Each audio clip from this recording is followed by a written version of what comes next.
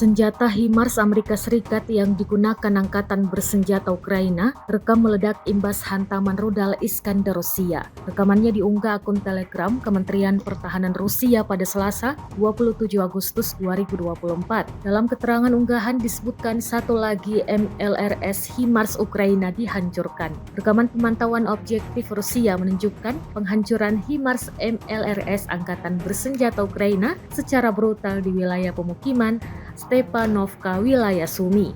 Posisi sistem rudal, peluncuran ganda HIMARS buatan Amerika Serikat yang terbuka, terkena serangan rudal oleh awak sistem rudal operasional taktis Iskander M dalam hitungan menit.